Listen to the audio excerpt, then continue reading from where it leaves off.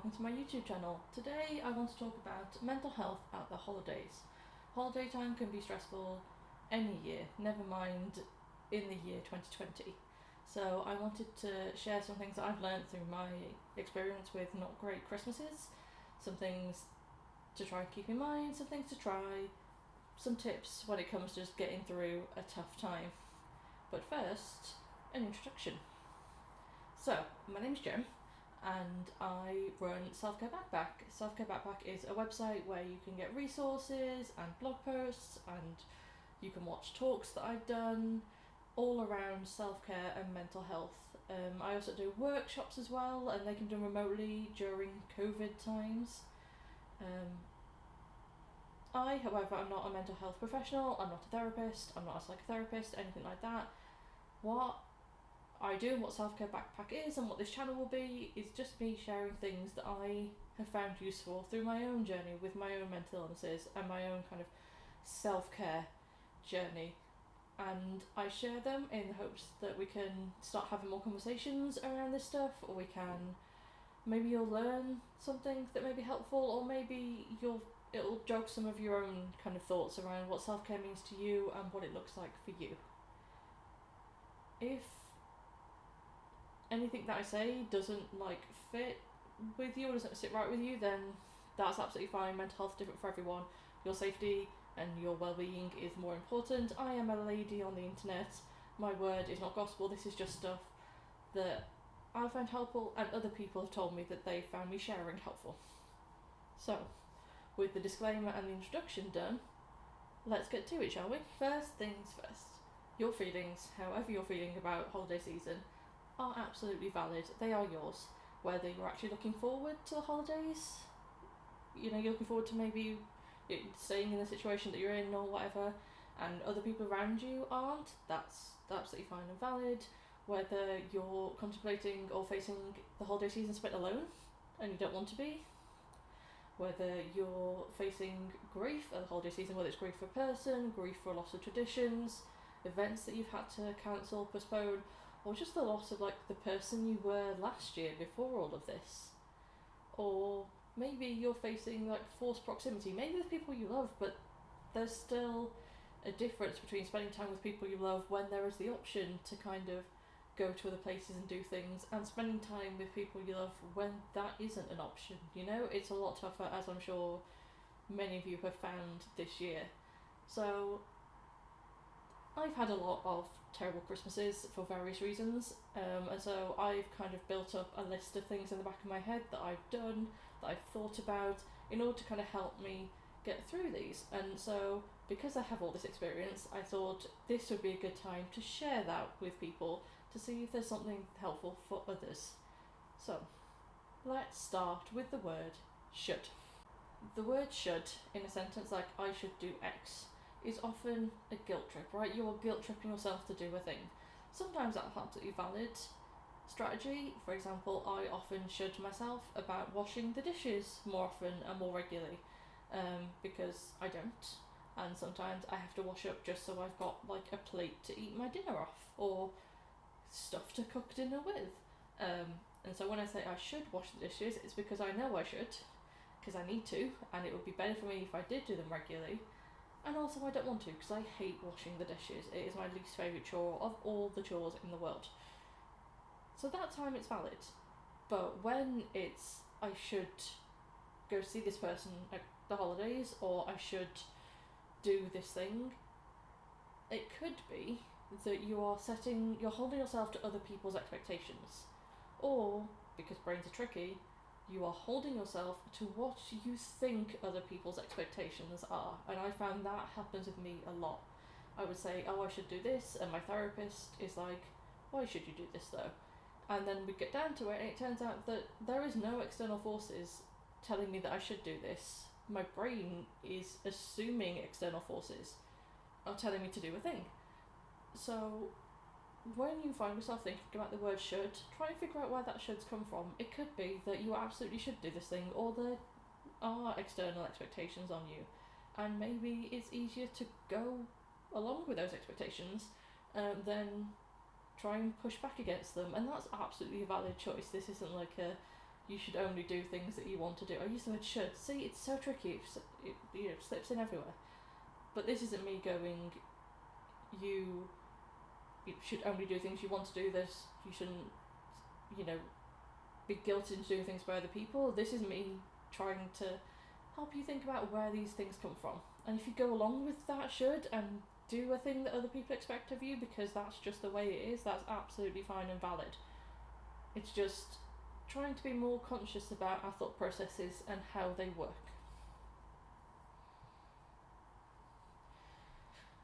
I bring this up because it tends to be especially hard around the holidays, because the holidays are built around tradition and family and all that kind of jazz, and doing anything outside of that is seen as weird or unusual or sad almost. Like people, like when I stopped going to see my family at Christmas, there were times when people were like, oh, it's a shame you're not seeing family. I'm like, no, it's great. It's much better for me that I am not seeing my family. Trust me on this. But when you go against, again, other people's expectations, sometimes you have to manage their feelings as well, right? All this stuff is kind of linked together, and that's kind of where those expectations come from sometimes. So it's definitely worth thinking about. This also kind of links into facing up to the uncertain. Holidays, as I said, tend to be surrounded in tradition. You may not be able to do those traditions this year, no matter how much you would like to, how much you really want to. You may be feeling deeply conflicted because you want to do the traditions. Maybe you need them because you need something this year to hold on to anchor to, but it isn't safe for you to do that, or it isn't safe for your family to go and do that. And so you need to kind of figure out what holidays will look like now and what you need from them, because you don't have to do the traditions if you can't or don't want to or don't feel they'll be useful. You can make this holiday season kind of however you need it to be, assuming you have that control. We'll talk about if you don't, that's fine. But if you do have that control, if you are looking at a holiday season where you're probably going to not be able to do what you would normally do, what would work for you instead? What does the most likely holiday season look like for you? And how do you make that better for you? Do you throw yourself into the holiday season, even if it's just for you, by yourself? If you need to do that, then do it. I know people who are absolutely going wild with Christmas decorations because they know that they're going to be it's just going to be like 2 or 3 of them all by themselves, and they're just like, well, I may as well make the most of it, and I'm going to throw myself into Christmas. I know people who probably aren't going to do a huge amount of holiday stuff this year because they don't need to, and they've only ever really done it because their family's done it. So what does the holiday season look for you now? Like, you can ask yourself questions like, what do I need to do? What do I want to do? What is most likely to happen? What do I have control over? What responsibilities do I have? Get all these thoughts out of your head onto some paper, force yourself to slow down and kind of engage with the fact that Christmas might not be what you need it to be, or Thanksgiving might not be what you need it to be this year. What can you do to make it as close to that as possible? Even if that's disengaging entirely and doing something completely different. Whatever you end up doing, whatever you decide to do, or whatever you get taken along to do, make time for yourself. This doesn't have no other goal. It feels selfish sometimes, that's the thing, right? But be selfish for a bit. It's 2020, there's a global pandemic. Be selfish, you deserve it. So,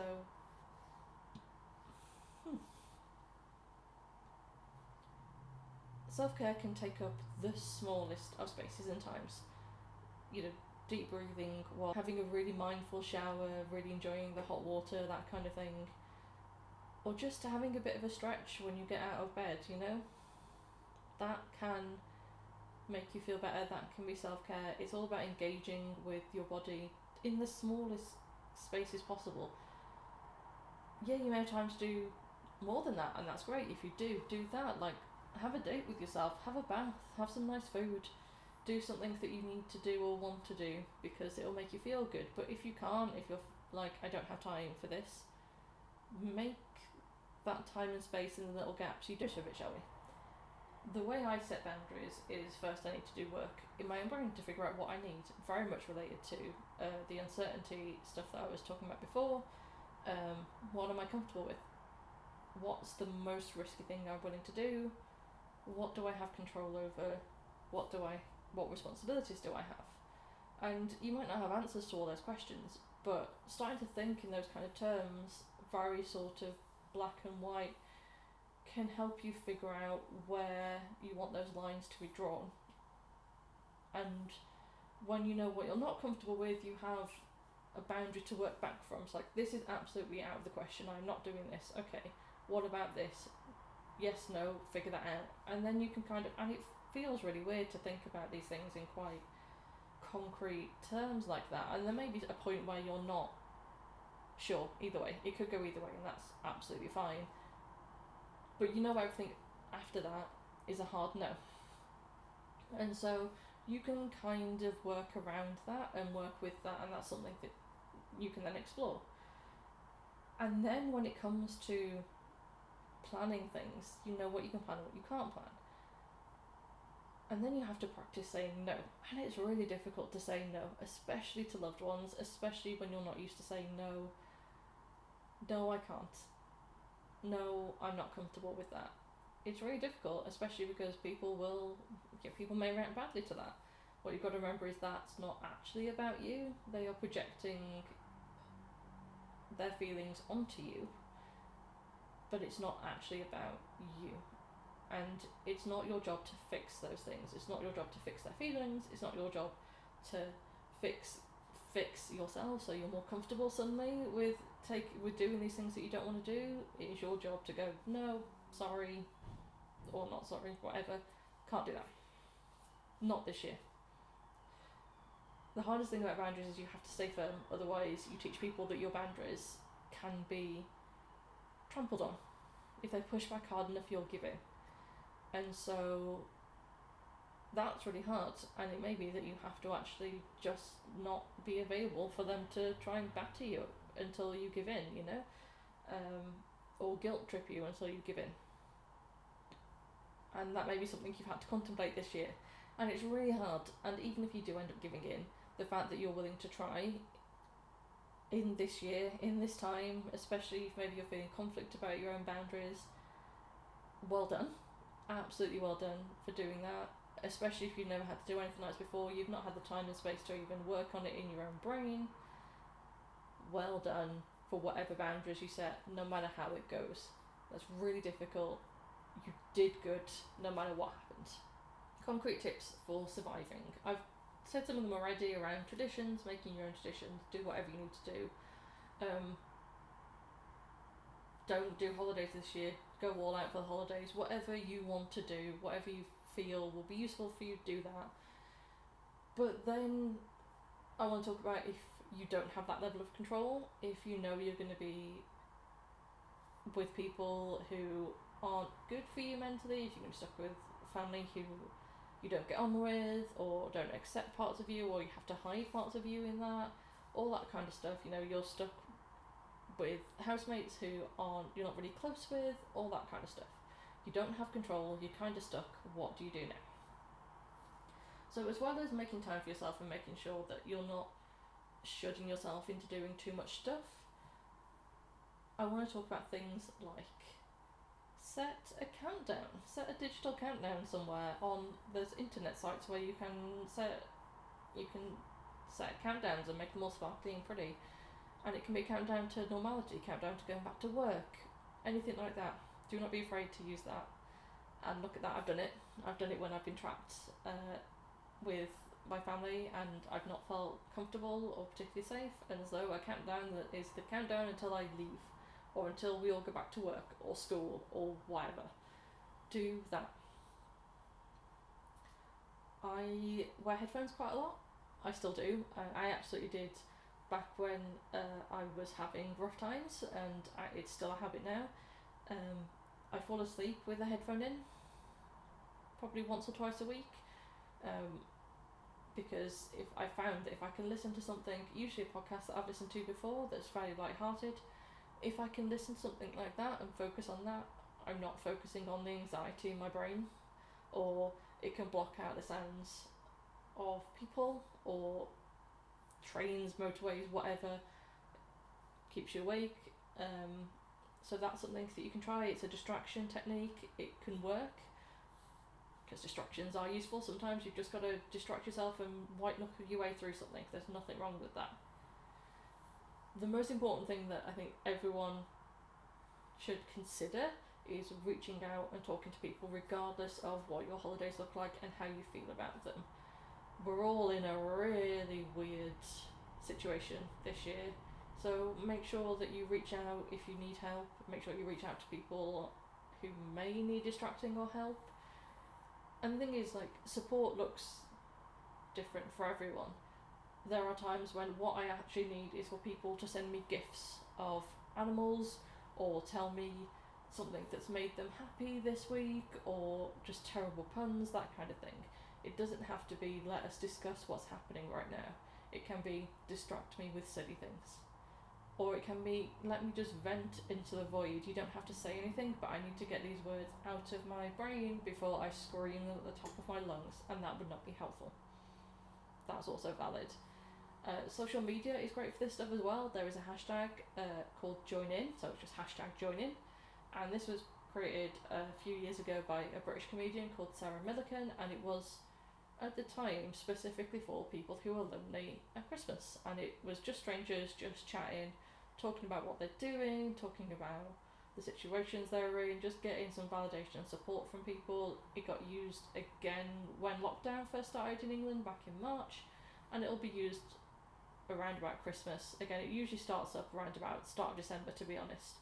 And so reach out and use that hashtag. Talk to strangers about how it's not great this year, or talk to strangers about how, help them get distracted from feeling terrible if you're feeling okay. That's totally valid. Support looks like however you need it to. And also reach out to more professional organisations if you need to, whether that's something like a hotline, whether it's a phone call or a text chat line, or whether it's just looking at resources that might help. I've linked a few in the description below.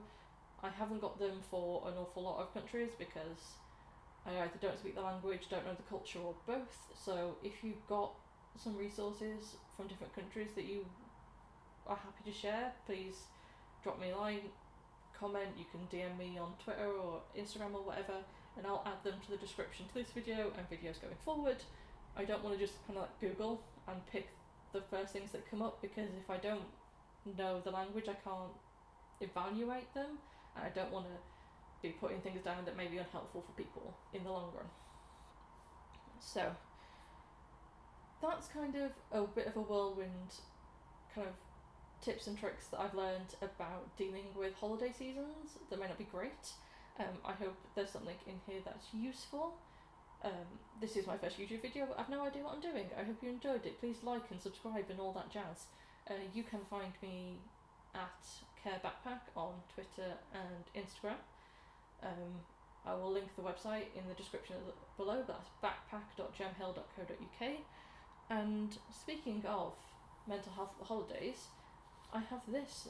So as I said, you can get resources on the website. This is my mental health at the holidays pack, which you can get digitally, or I will post one out to you. All my resources are pay what you want with a minimum like floor to cover my costs. It's like, how many pages have I got of notes? It's like 11 pages, 12 pages of things, and some colouring sheets as well, because colouring is great, snowflakes and things. And I've also got some of these. Hello, Editing Gem here.